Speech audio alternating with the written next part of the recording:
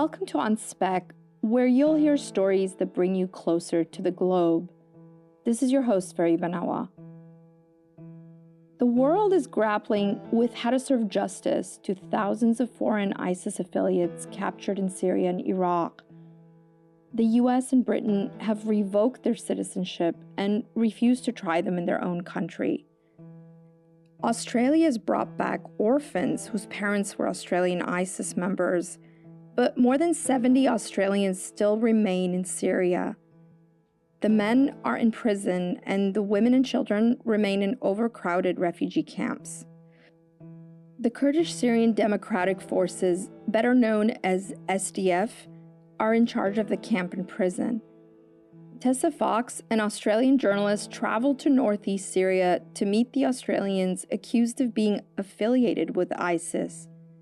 She went right before Turkey's operation to oust Kurdish militias in the area in October. Some of the content includes graphic descriptions of violence. Tessa, welcome to On Spec. Can you take us on your crossing to Syria? How did you do it, and what was it like? So I guess, first of all, in order to cross into northeast Syria, you need to fly into Kurdistan, Iraq, and then you cross the border, which runs along the Tigris River. It's maybe the most sketchiest bridge that I've ever seen in my life. And also in April, when I was meant to go there for the first time, it was flooding. So I mean, it used to be a ferry, and now you just get on a bus and you go across the river and hope that the bus doesn't fall in.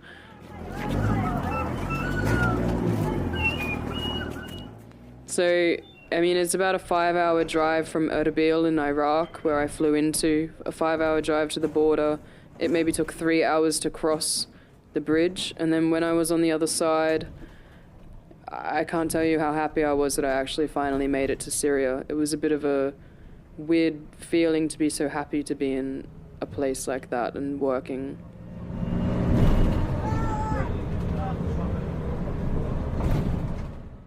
What was your goal in crossing to Syria? What did you want to do there? Essentially, my goal was to go to Al Hul refugee camp, which is currently housing over 70,000 people, mainly ISIS wives and their children, and then also interview Australian ISIS members that were in prison. And then I had a couple of other stories to do, but they were the main ones. And once you got to the camp, what was it like?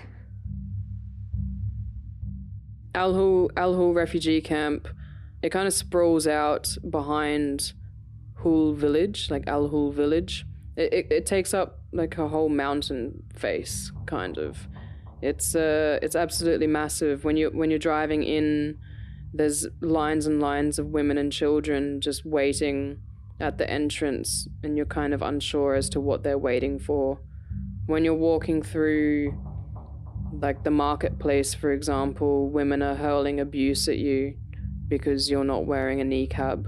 So the ISIS ideology is still very rampant within the camp.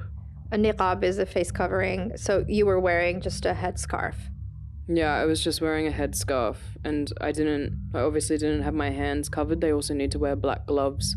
Basically, no skin can be showing at all on any part of the body. So yeah, the camp is just a sea of black, and it's extremely rare to see someone there without wearing a niqab.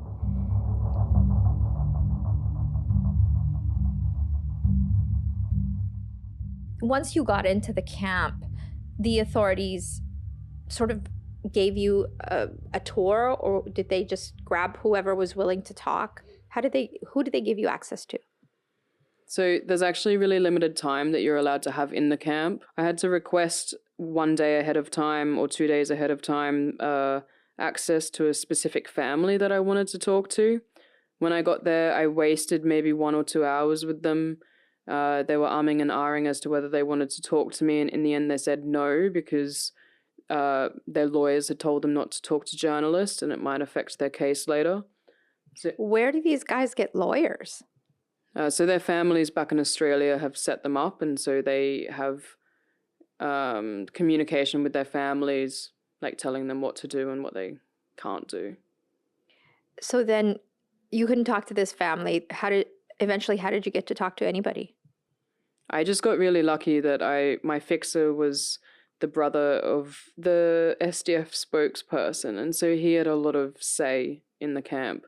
So he basically sent out a couple of people to go and search the camp to pick up a foreigner for me. And then I just got lucky that they finally came back with a woman and her 2 children, and she turned out to be one of the most wanted Australian women. So what had happened was these people... What?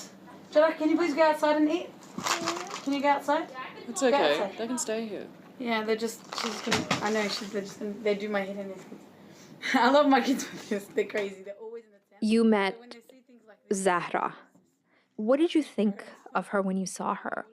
And how did she react to you? yeah, I came here when I was 19. She was really lively. She was like no one else I had seen in the camp, even though it was a brief time that I had been there. But she came out wearing only a hijab. It was coloured. I think it was purple, if I remember correctly. She was not wearing any gloves. She had piercings that I later learnt that she had done them herself when she was in the camp. One of them had gotten infected, and so she had to take it out. When we sat down, she was smoking like a chimney and asked me if I had like her favourite cigarettes from Australia. I was like, no, I'm sorry. I had no idea what cigarettes you smoke. And these are all things that she's not supposed to be doing as a member of ISIS. Yeah, it's completely not in line with ISIS ideology. And actually, she's kind of risking her life in the camp by acting this way. But yeah, it was kind of crazy talking to her because she just had such an Australian accent.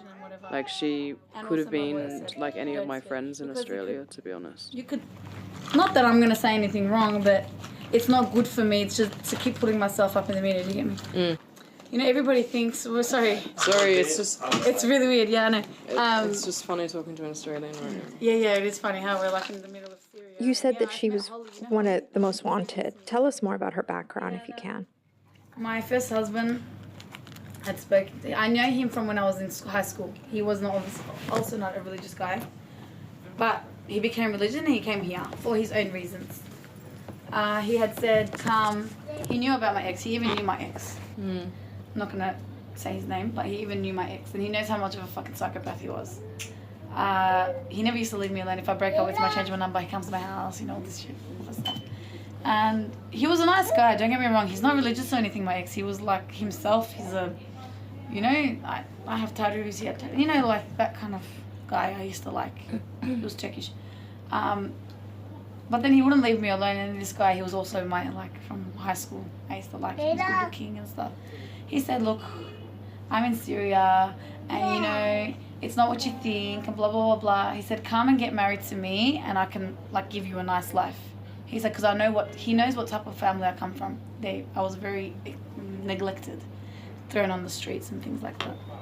And I was at a bottom rock point, I would say, rock bottom, and he knew this. And I don't forgive him for this. He's dead now, but I don't forgive him for this. He knew I was at rock bottom. Crimes is she accused of? Zahra's denying that she committed any crimes. Like many of the others in captivity, she and others you interview want to show you how they break ISIS ideology.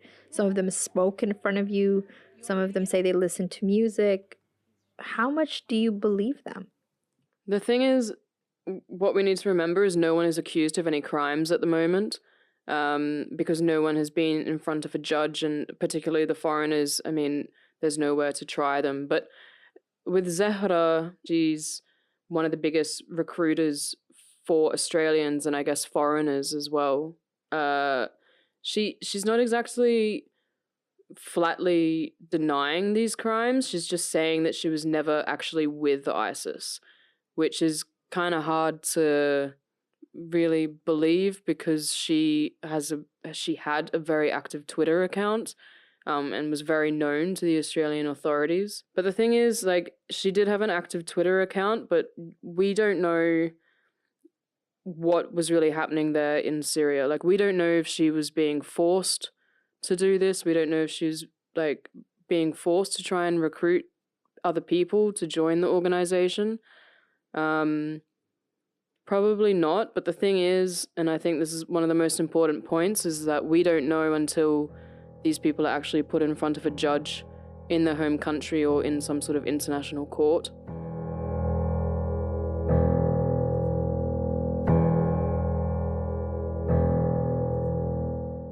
So when we were in the, when I was in the camp street, but let me say four, just shut up, please, I'm speaking. Okay, of course. He loves to do that. He loves to interrupt me when I'm speaking. He wants his attention. A lot of these women have children, not one, but up to 7, 8, right? They don't have access to birth control. Their husbands are either dead or in prison. What about the kids? What do they do all day? How are they treated? But the kids are going through it all. Really, like, and in the camps as well, my son has fever every single night because of these freaking sicknesses. They didn't even have the freaking medication to give me here for such a... Now there's hepatitis going around the camps. Hepatitis, staphylococcus, what he has. And what's the third one? Tuberculosis. You know, it can kill. And it's all around the camp. And even my daughter, she cops one of these. And you're not protected by walls. You have freaking kumash. That's how he got it. I always keep my kids in front of my tent, or like inside. I bought them like a little swing. So they're always there. But he got it. Because it's on the floor, it's in the air, you can't stay away from it. She also spoke a lot about how traumatized the kids are and that they will just start crying at any given moment, like if there's any tiny sound that happens. I mean, she also said that she gets diarrhea if there's like a wheelie bin that goes past her because of all the bombs that they've heard. But yeah, I mean, like her 3-year-old was standing with someone the same age as him, and like the kid was shot by a sniper. This was before they were in the camp. But so now, like, when he sees his sister sleep, who's maybe 5 or something, and he thinks that she's dead, and so he'll go up to the mum, to Zahra, and say, "Look, mummy, she's dead."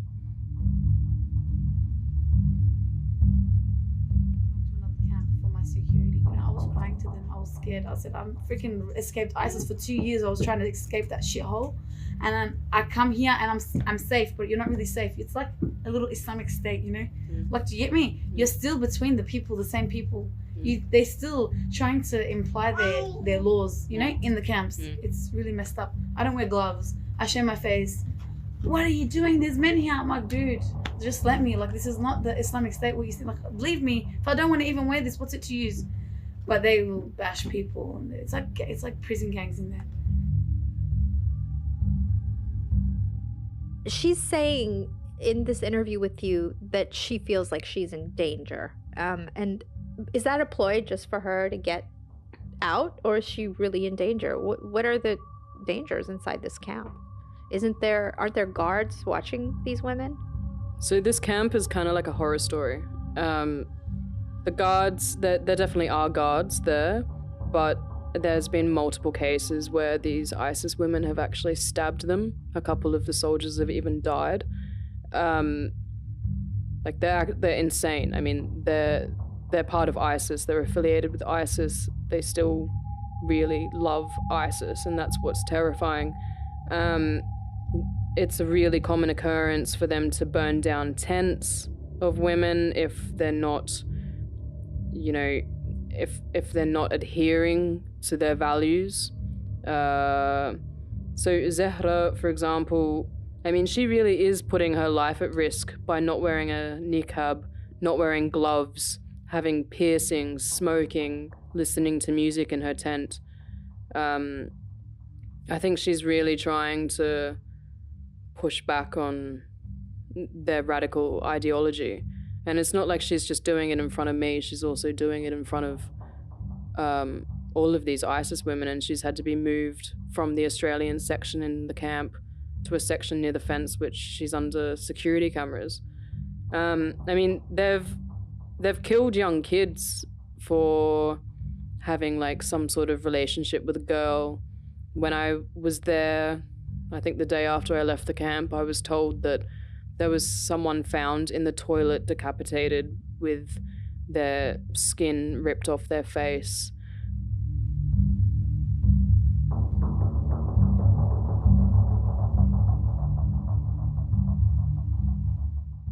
It's hard for people, I mean, especially after what you just described, it's hard for people to be sympathetic to ISIS members, especially the foreigners.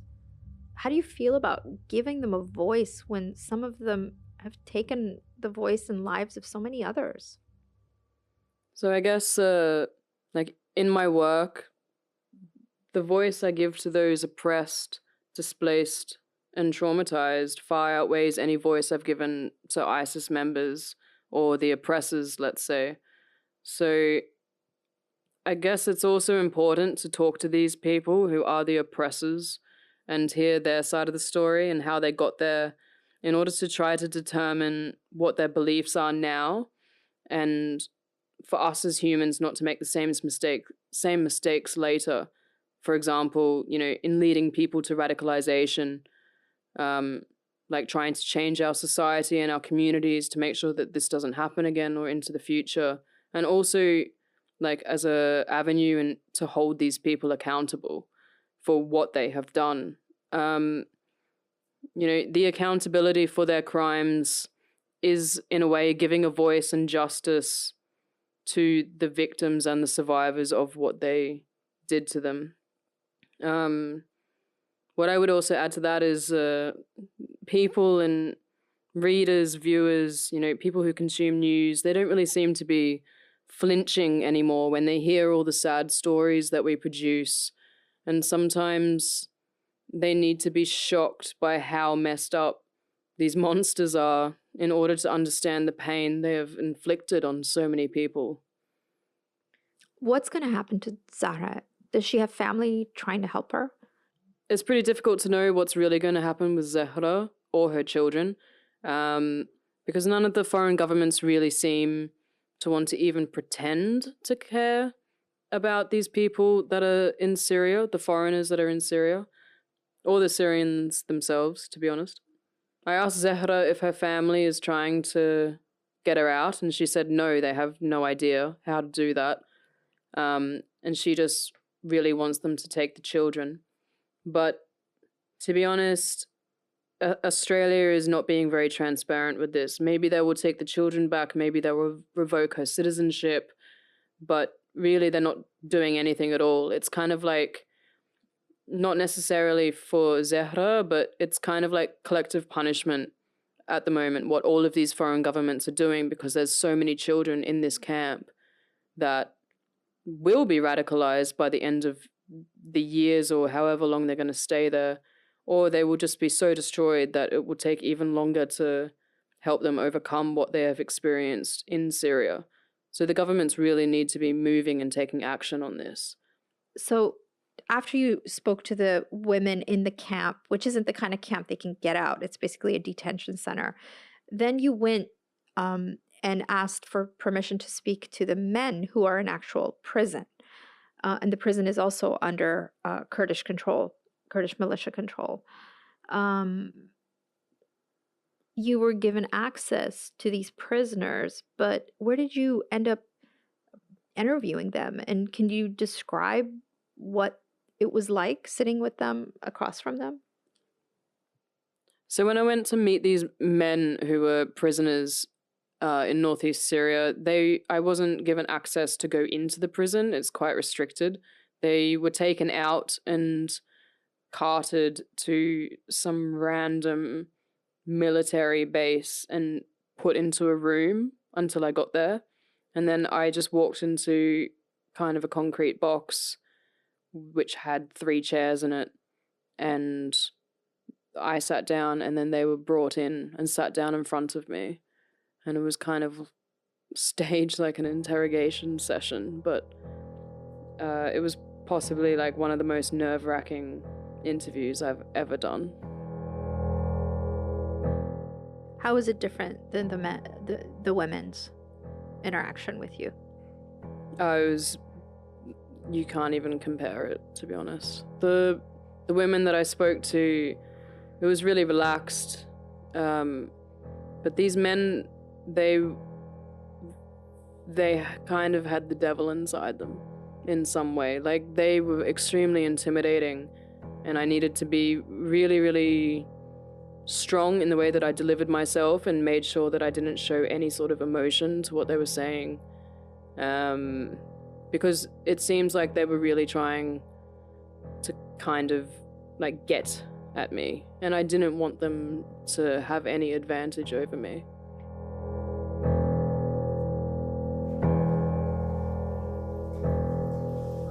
What's your name? Meher. Meher. Do you want my passport name? What name do you want? They call me two I'm different just names. wondering what your full name is. On my passport or what they call me here? First your passport. Meher Absar Alam. That's not Okay. And then what do they call you here? What do they call you here then? What's your other name? Meher Salim Alam. The first guy you meet is Bangladeshi Australian, right? And tell me about him. What was he like?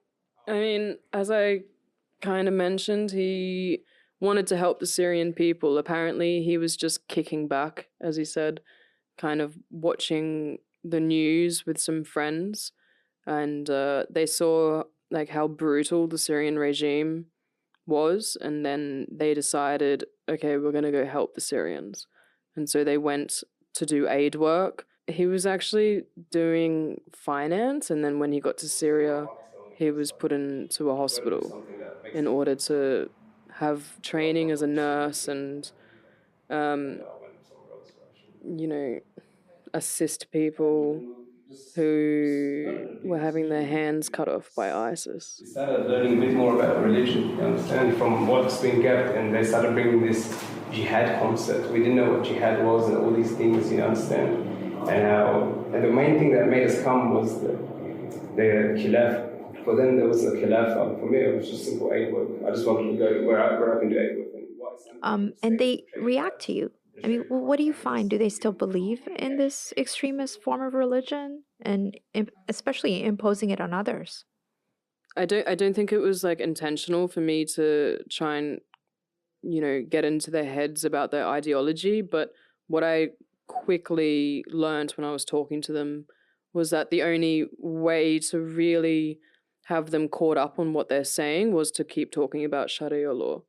So when we were talking about Sharia law, it was really obvious that they both, particularly Maher, still believed in Sharia law, and he wanted it imposed in Australia, but then he didn't want it imposed in Australia, but he just kept on saying that he can't talk against the Quran.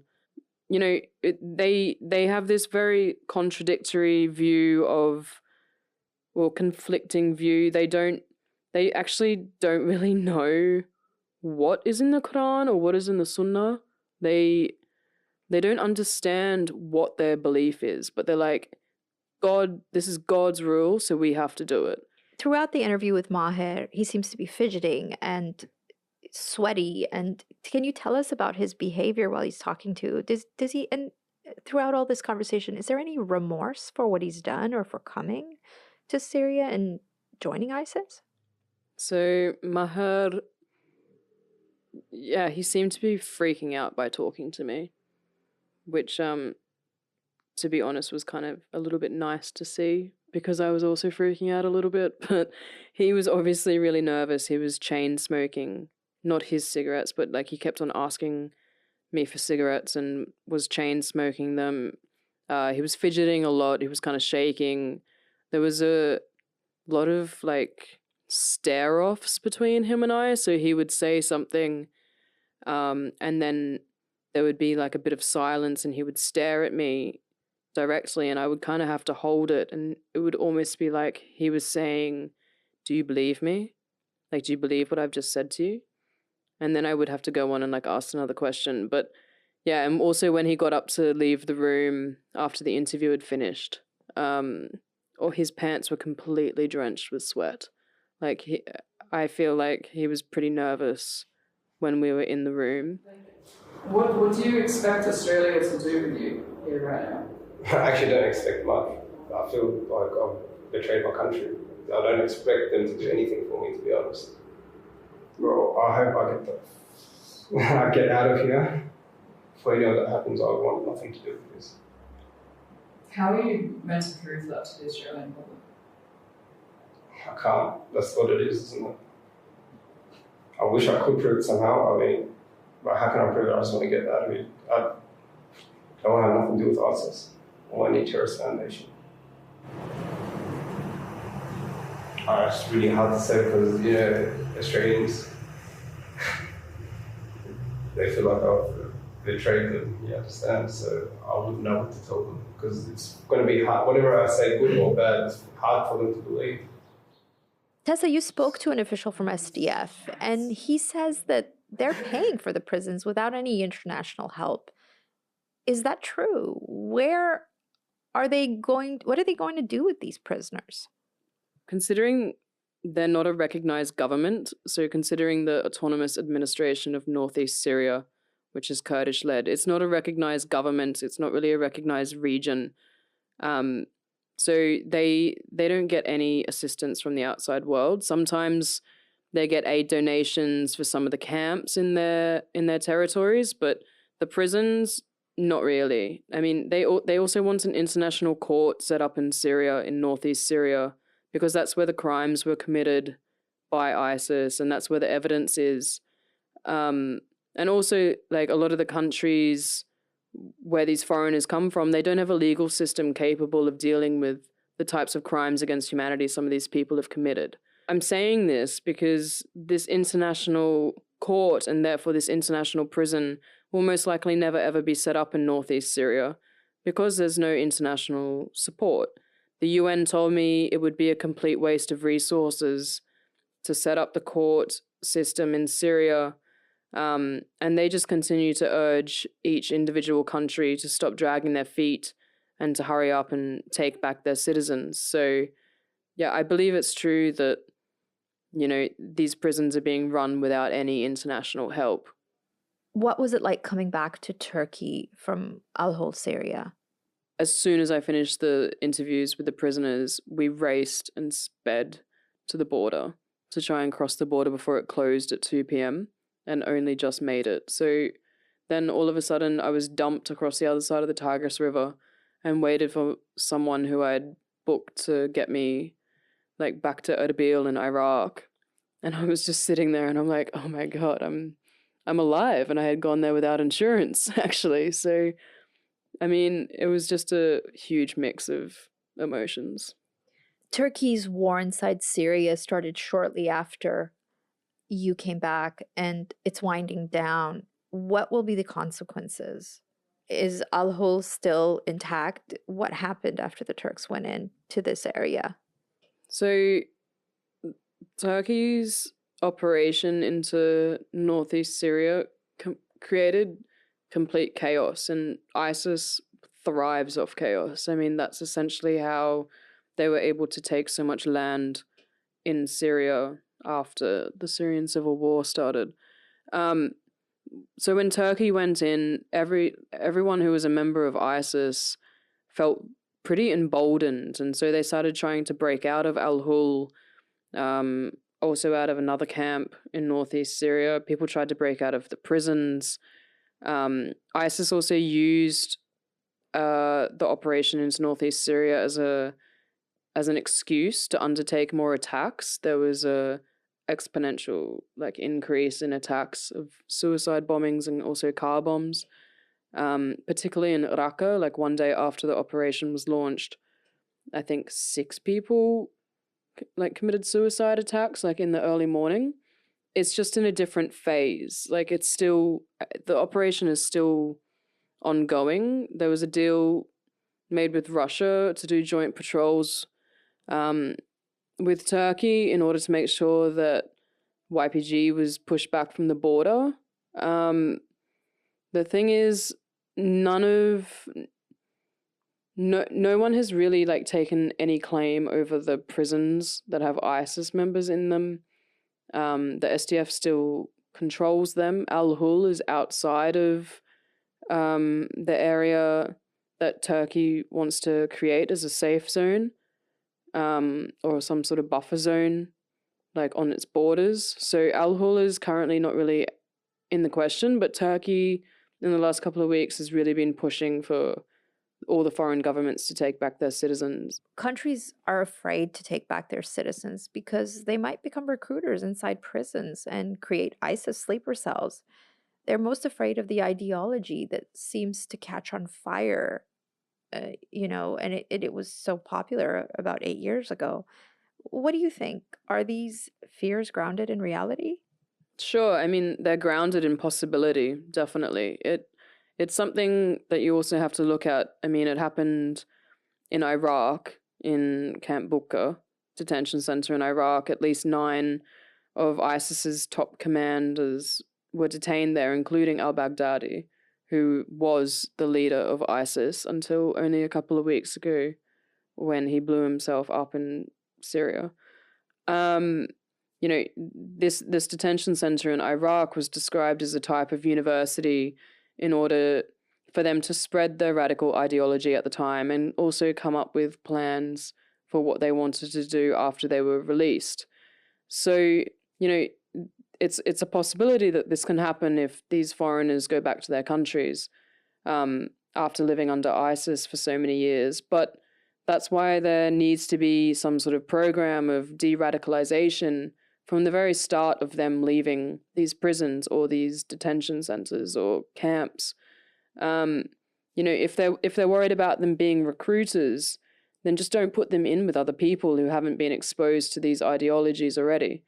I think it's kind of just a really bad excuse for foreign governments to just not take back their citizens. They need to be coming up with solutions right now in terms of how to deal with these people instead of just constantly pushing the responsibility off to other people like the SDF and I guess Turkey now, who is taking the lead in deporting foreign nationals.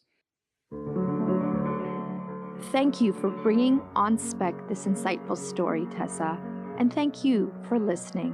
This was a surprise episode that On Spec added to Season 0. The story was edited by me and Oscar Durand, produced by Tessa Fox and Oscar Durand. For our Kickstarter funders, your prizes are on the way. Happy holidays, and we wish you the best for the new year. We'll continue our planned episodes with Rupi, a Bolivian street musician searching for his rhythm in life. Join us in 2020.